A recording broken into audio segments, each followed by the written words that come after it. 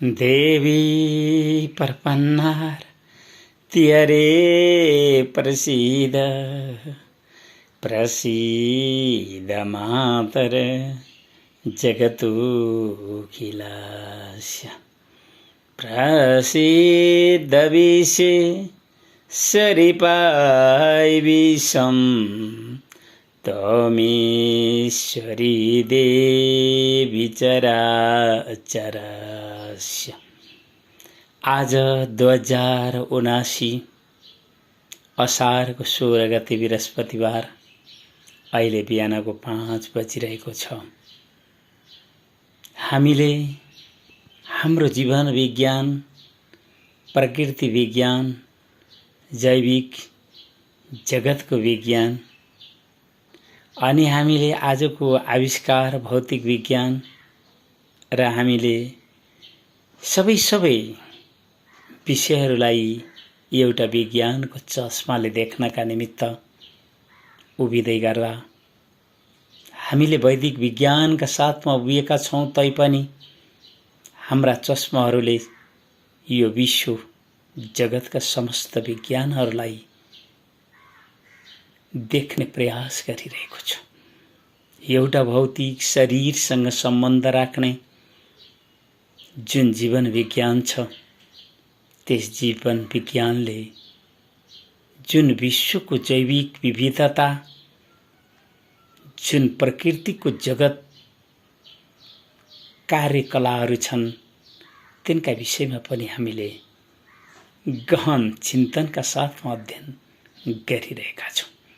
आखिर जीवहरूको सिर्जना कला अनि तिनीहरूको जीवन बाँच्ने कला अनि उनीहरूको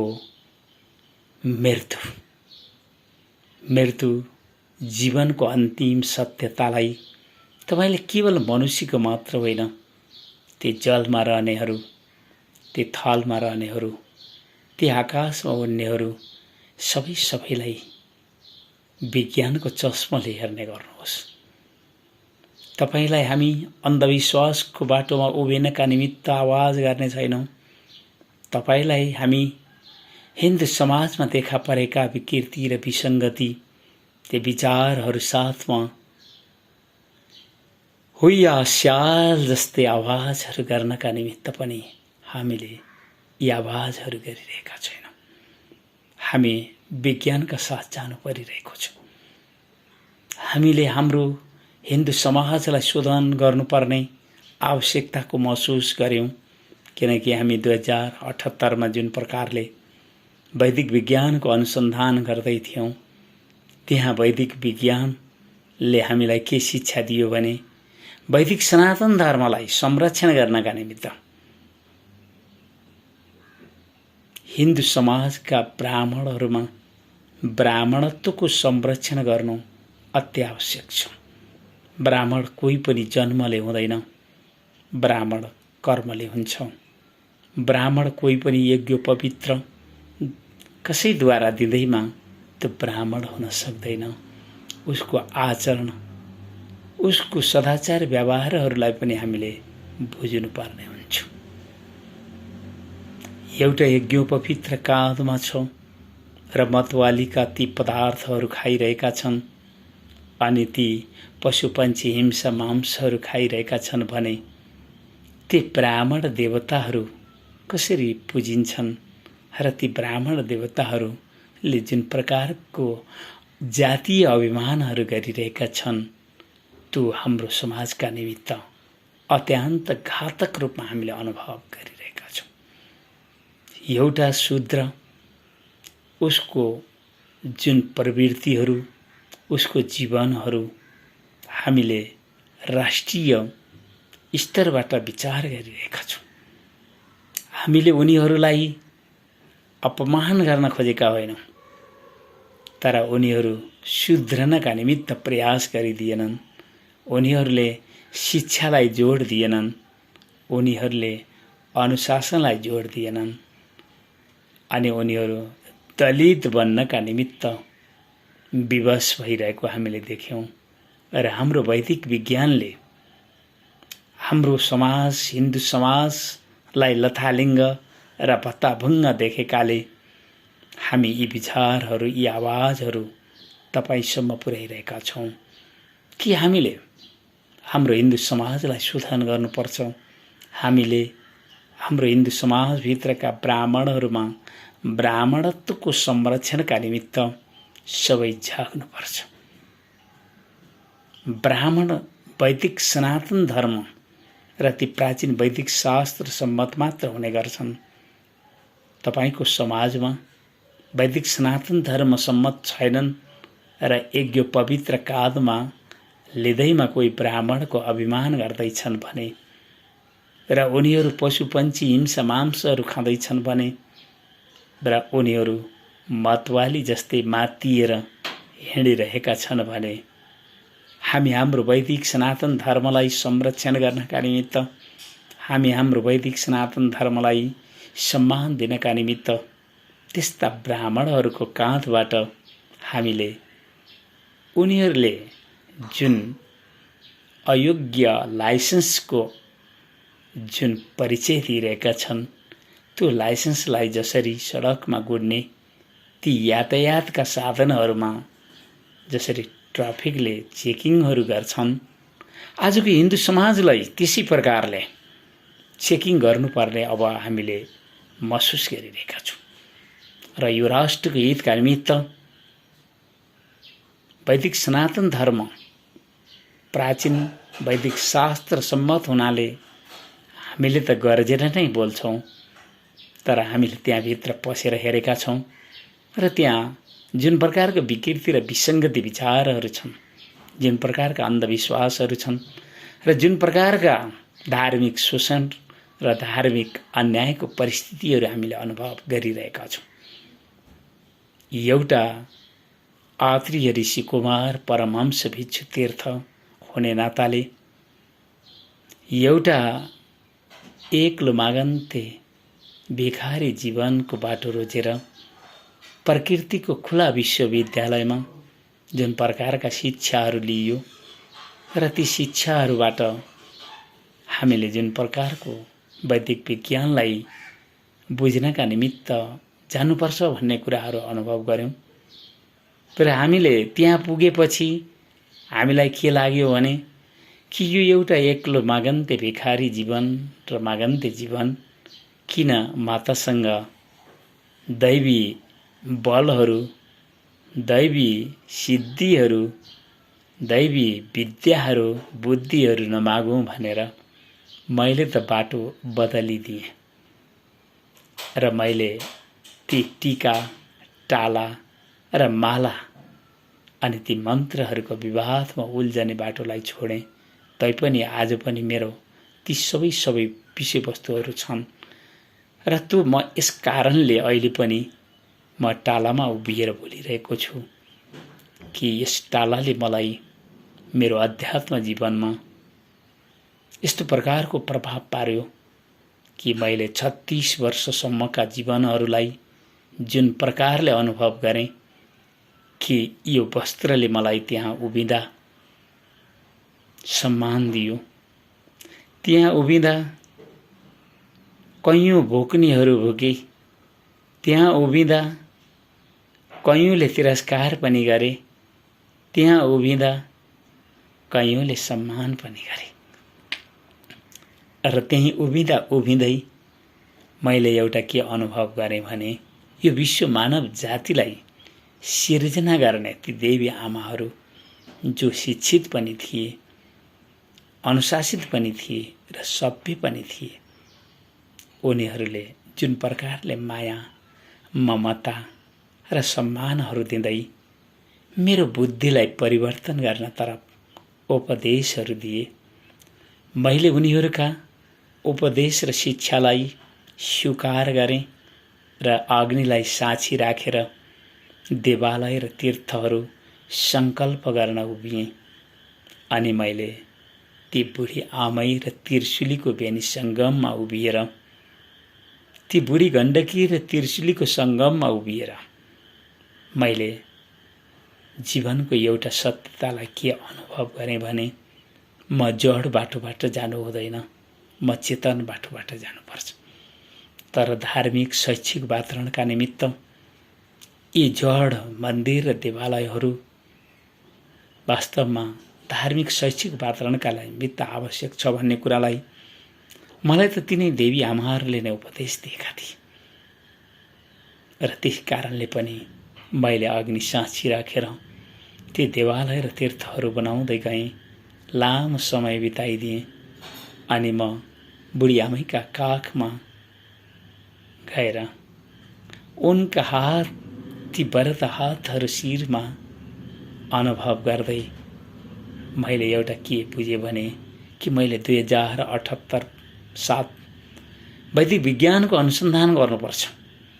र मैले वैदिक विज्ञानबाट के अनुभव गरेँ भने जबसम्म हिन्दू समाजलाई शोधन गरिने छैन त्यति बेलासम्म यो गोर्खा राज्य नेपालको फोहोरिएको बहुदलीय राजनीतिको असुस्थ प्रतिस्पर्धा जुन राज्य शासनलाई हानालुछी खिचातानी गरिँदै थियो त्यो मैले पनि यिनै चस्माहरूबाट देखिरहेको छु। तर उनीहरूको व्यवहार राष्ट्रको हितका निमित्त छैन भनेर मैले यिनै आवाजहरूबाट बोल्नुपर्ने हुन्छ। र हामीले यो गोर्खा राज्य नेपालको एकीकरण र ती वीर र कविहरूलाई दिइएको सम्मान, यस राष्ट्रकी राजराजेश्वरी देवी गोरखकाली उनका ती व्रत हातहरू, हामीले त कवि र वीरहरूलाई सम्मान दिनुपर्छ। मेरो वैदिक सनातन धर्म र मेरा प्राचीन वैदिक शास्त्रहरू पनि वीर र कविहरूलाई सम्मान दिएको नै पाइरहेको छु। ब्राह्मणहरू कवि हुने गर्थे र क्षत्रियहरू वीर थिए। यी वीर र कविहरू मिलेर यो हिन्दू समाजलाई अगाडि बढाइरहेका थिए। म पनि त्यही पक्ष र त्यही मूल्य र मान्यता साथ उभिएको छु। शूद्रहरूलाई शिक्षाको आवश्यकता छ, दलितहरूलाई अनुशासनको आवश्यकता छ अनि उनीहरू राष्ट्रको हितका निमित्त उभिन योग्य रहनेछन्। ब्राह्मणहरू जन्मले कोही पनि हुन सक्दैन। ब्राह्मण कर्मले हुने गर्छ।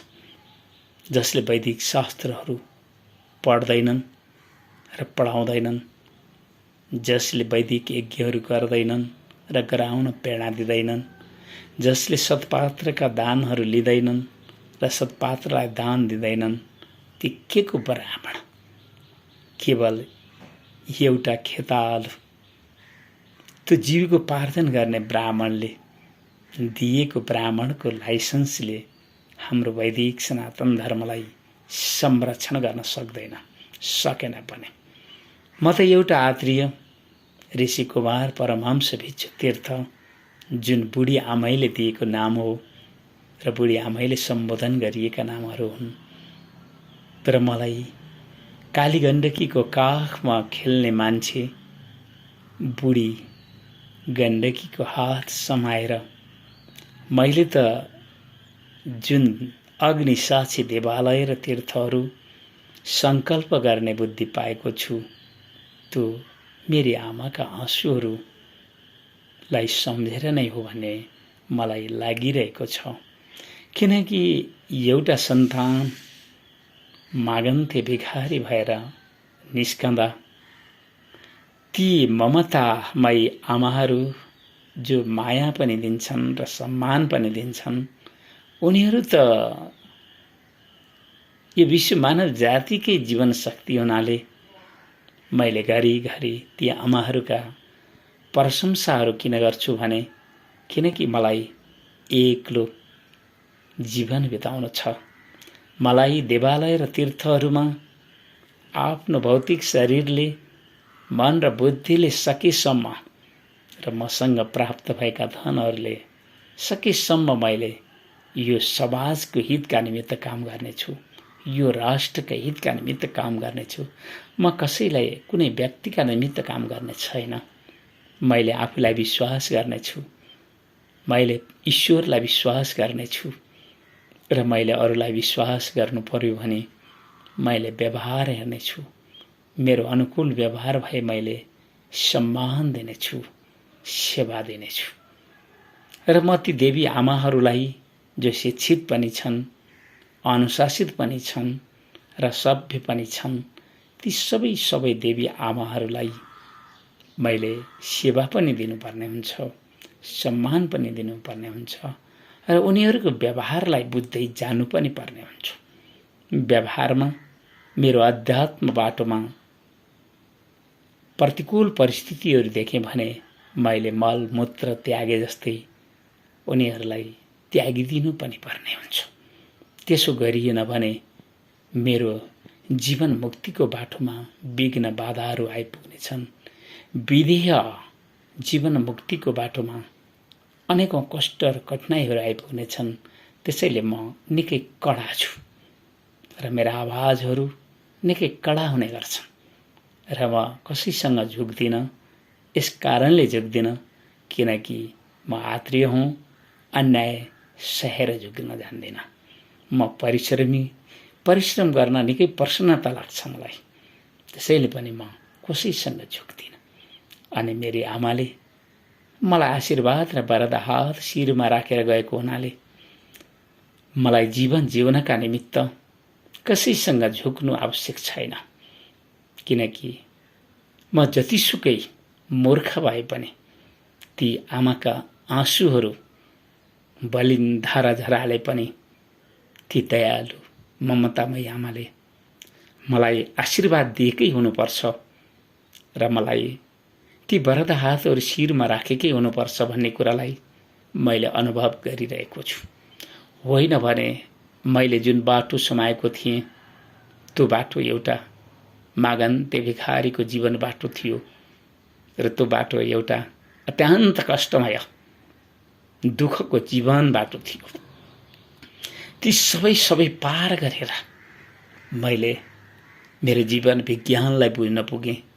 मैले जैविक विविधताको त्यस जगत विज्ञानलाई बुझ्न पुगेँ। मैले अष्ट प्रकृति युक्त यस प्रकृति विज्ञानलाई बुझ्न पुगेँ।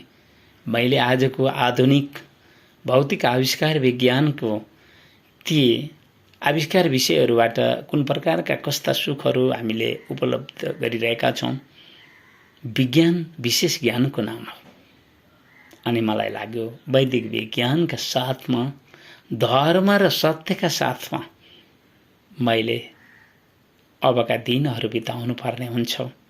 मैले ती देवी आमाहरूलाई सेवा र सम्मानहरू दिनुपर्ने हुन्छ जुन मसँग विद्याहरू छन्, जुन मसँग दैवी कला र दैवी सिद्धिहरू माताका आश्वासन वचनहरू छन्, तिनीहरूको मैले सदुपयोग गर्नुपर्ने हुन्छ। मैले त बिल्कुलै म त्यो बाटो जान्न र एकान्ततर्फ त्यो हिमाली काखहरूमा मैले अनसन लिएर बस्छु भन्ने सोचहरू राखिरहन्थेँ। तर माता त्यो गर्नु हुँदैन, किनकि यो भौतिक शरीरको पनि सदुपयोग गर, मन र बुद्धिको पनि सदुपयोग गर।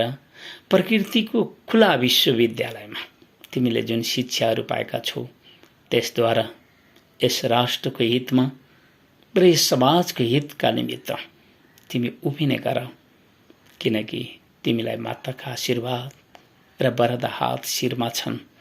अवश्यमेव जीवन जिउनका निमित्त प्रकृति त्यहाँको जैविक विविधता एक समान रहँदैन। तिम्रो विरोधहरू पनि हुनेछन्, तिमीलाई विघ्न र बाधा कठिनाइहरू पनि पार्नेछन्। तर एउटा कुरो तिमीले दैवी सिद्धिको विषयमा अनुसन्धान अनुभव गर्न पाउनेछौ। त्यो एउटा कुरो अर्को के पनि बुझ भने जो व्यवहारमा कुशल छैनन् उनीहरूको आध्यात्मिक जीवन सफल हुन सक्दैन। त्यसैले व्यवहार कुशल हुनतर्फ उभिय र एउटा परमहंस हुने नाताले तिमीले त्यो व्यवहारबाट नै मानिसलाई चिन्ने अभ्यास गर। तर जो आफ्नो अनुकूल छन् उनीहरूलाई सम्मान दिने गर, सेवा दिने गर। जो प्रतिकूल छन् तिनीहरूलाई मलमूत्र त्यागे समान त्याग्ने गर। अवश्यमेव तिम्रा विचारहरू स्वस्थ हुनेछन् र तँ यो राष्ट्रकै हितका निमित्त र यो समाजका हितका निमित्त तिम्रो जीवन सदुपयोग सार्थक बन्न पुग्नेछ भन्दै मलाई पनि प्रसन्नता लागेर मैले आज यी आवाजहरू तपाईँ अगाडि दिइरहेको छु र म अवश्यमेव जुन प्राचीन वैदिक शास्त्रहरू सम्मत जुन हाम्रो वैदिक विज्ञान छ त्यस वैदिक विज्ञानका साथमा जुन प्रकारले दैवी सिद्धिहरूको अनुसन्धान गरिँदैछ त्यो 2079लाई मैले यसरी नै बोल्नुपर्ने हुन्छ भन्दै र ती देवी आमाहरू जो विश्व मानव जातिकै आदि गुरुहरू पनि हुन् र विश्व मानव जातिकै सिर्जना शक्तिहरू पनि हुन् उनीहरू प्रकृतिको दिव्य कला र शक्तिहरू लिएर विश्व मानव जातिलाई सुख पनि दिन सक्छन् शान्ति र संरक्षणको वातावरण दिन सक्छन् भन्दै म आजको यो आवाजलाई यतै रोक्छु। देवी प्रपन्नार तिहरे प्रसीद प्रसीद मातर जगतोखिलास्य प्रसीद विश्वेश्वरी पाई विश्वम तमेश्वरी देवी चराचरस्य। हस्त धन्यवाद।